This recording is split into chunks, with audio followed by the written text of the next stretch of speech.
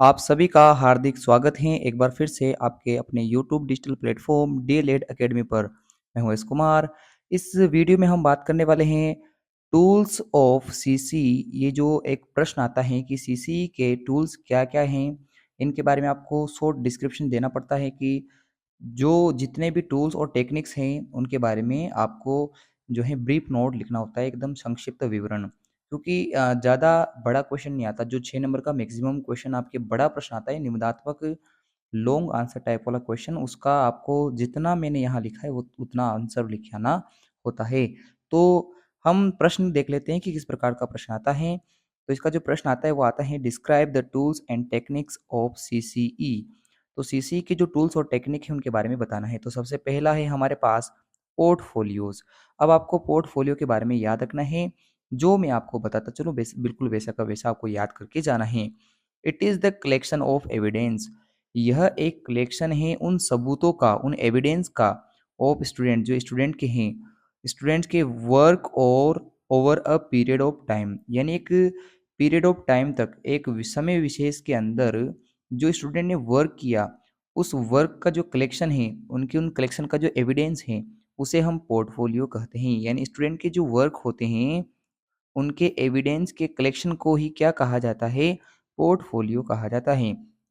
और ये जो पोर्टफोलियो हैं, it could day to day work, ये जो है डे टू डे वर्क हो सकता है, और अथवा selection of the learners best piece of work, यानी सिलेक्शन यानी कि चुनाव होता है जो लर्नर यानी सीखने वाला जो स्टूडेंट है, उसके बेस्ट पीस ऑफ वर्क, यानी जो बेस्ट उसने कार्य किए हैं, उन सभी कार्यों के जो हैं सिलेक्शन को ही हम कह सकते हैं पोर्टफोलियो। तो ये हमारा पहला टूल हो जाता है। अगला देखते हैं जिसको हम कहते हैं एनेक्डक्टल रिकॉर्ड। क्या कहते हैं? एनेक्डक्टल रिकॉर्ड। एनेक्डक्टल रिकॉर्ड क्या होता है? An anecdotal record is the observed behaviour of a student, यानी एक स्टूडेंट का जो बिहेवियर को ऑब्जर्व किया जाता है, उसे हम एनेक्डक्टल रिकॉर्ड कहते हैं। It is a record of some significant episode in the life of the students, यानी कि बच्चे के, जो स्टूडेंट पढ़ने आता है, विद्यार्थी के जीवन का एक वह समय, एक सिग्निफिकेंट एपिसोड, जिस चीज़ को दिखाना होता है उसके लाइफ के एक अच्छे फेज को, जहाँ that that shades light on thinking, जहाँ उसके विचारों को, उसके स्किल्स को एंड उसकी जो कैपेबिलिटीज़ हैं, उनको ऑब्जर्व किया जाता है। उसके उसके लाइफ का ऐसा पीरियड है जहाँ उसकी थिंकिंग, उसके स्किल्स, उसके कैपेबिलिटीज़ को आप उसके बिहेवियर के थ्रू ऑब्जर्व कर पाते हो। तो यह रिकॉर्ड कहलाता है एनेक्डक्टल रिकॉर्ड। तीसरा है प्रोजेक्ट्स। तो प्रोजेक्ट्स क्या होते हैं? इट हेल्प, जो कार्य दिए जाते हैं, उसको जो प्रोजेक्ट दिए जाते हैं बालक को करने के लिए, उसकी सहायता से to understand the ability of the students, उसकी सहायता से आप समझ सकते हैं एबिलिटी ऑफ द स्टूडेंट्स, बालक की योग्यताओं को जान सकते हैं कि इसको क्या क्या आता है और क्या क्या नहीं आता है। टूवर्ड्स इन्वायरमेंट, इन्वायरमेंट जो है उसके परिवेश के हिसाब से, तो परिवेश के साथ साथ बालक में कार्य से संबंधित क्या क्या योग्यताएं हैं, उनको प्रोजेक्ट के माध्यम से देखा जाता है। अगला आपके सामने टूल और टेक्निक है ऑब्जर्वेशन। ऑब्जर्वेशन का मतलब होता है आकलन करना। क्या करना? निरीक्षण करना। अब निरीक्षण करने के लिए आकलन किया जाता है। ऑब्जर्वेशन का मतलब निरीक्षण कर रहे हो। अब निरीक्षण कब किया जाता है? जब बालक एक्टिविटीज करेगा, यानी एक्टिविटीज के दौरान बालक की पर्सनालिटी डेवलपमेंट का मतलब क्या हुआ? व्यक्तित्व के विकास को असेस किया जाना, उसका आकलन किया जाना ही ऑब्जर्वेशन कहलाता है। तो इसमें दे रखा है it is used for assessing, इसका प्रयोग होता है फॉर असेसिंग, आकलित करने के लिए, पर्सनालिटी डेवलपमेंट, व्यक्तित्व विकास, ड्यूरिंग द एक्टिविटीज, क्रियाकलापों के दौरान, जो है बालक जो क्रियाकलाप करता है उस दौरान उसका व्यक्तित्व देखा जाए, उसका आकलन किया जाए, तो यही निरीक्षण ऑब्जर्वेशन कहलाता है। अगला देखते हैं कि चेकलिस्ट क्या होता है। चेकलिस्ट में आपको क्या करना है कि जो चाइल्ड्स की स्किल है, चाइल्ड के पास जो कौशल हैं, उसको क्या चीज़ स्टडी के अलावा आती है, तो वो उसका स्किल है, उसके स्किल सेट को देखना, उसके बारे में इंफॉर्मेशन कलेक्ट करना ही चेकलिस्ट कहलाती है। और इस चेकलिस्ट में जो बच्चे से संबंधित प्रश्न होते हैं, उनको यस और नो के रूप में लिखा जाता है। तो इसको देखते हैं। इट प्रोवाइड्स यह प्रदान करती हैं स्पेसिफिक इंफॉर्मेशन विशेष सूचना को अबाउट द चाइल्ड्स स्किल जो बच्चे की स्किल है उसको।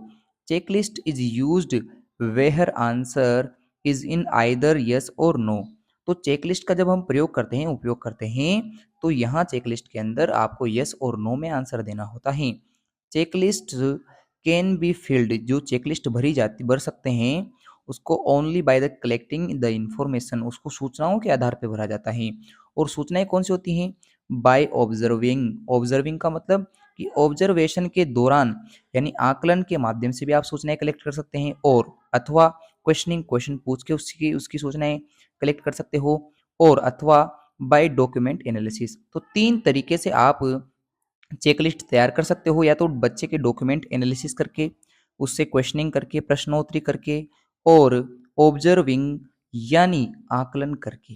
तो तीनों चीज़ें हैं कि निरीक्षण करो यानी आकलन करो, क्वेश्चनिंग प्रश्नोत्तरी करो या डॉक्यूमेंट एनालिसिस करो आप, ताकि आपको यस और नो के रूप में चेकलिस्ट तैयार कर पाओ। और ये चेकलिस्ट में क्या होता है? बच्चे की स्किल्स देखी जाती हैं।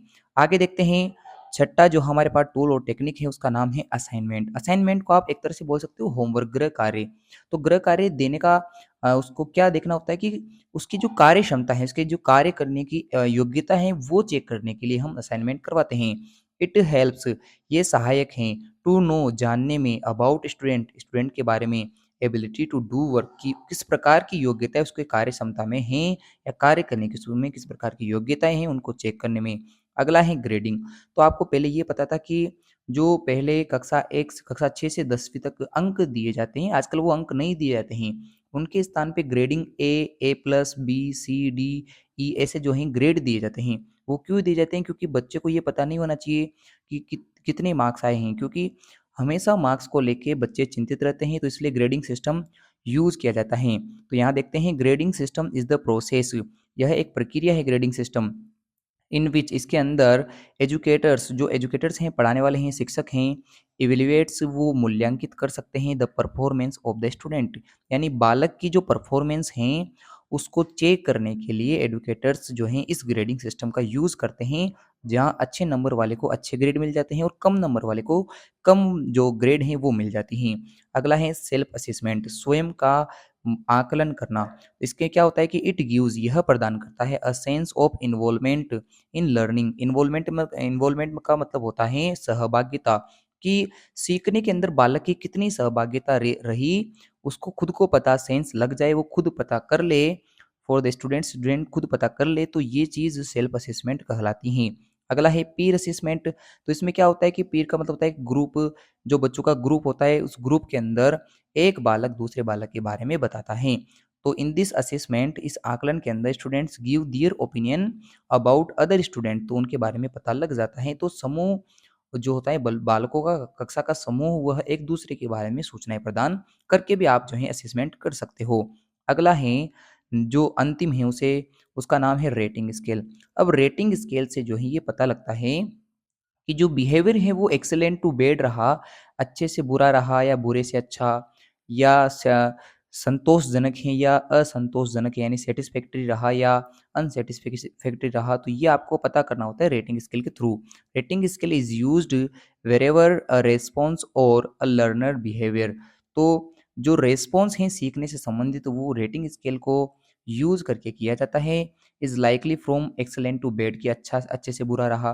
तो हम ये कह सकते हैं कि रेटिंग स्केल उसके चरित्र प्रमाण पत्र को बनाने में हेल्प करता है कि उसका कैरेक्टर किस प्रकार का है। तो ये बात हो चुकी है सीसीई के टूल्स के बारे में।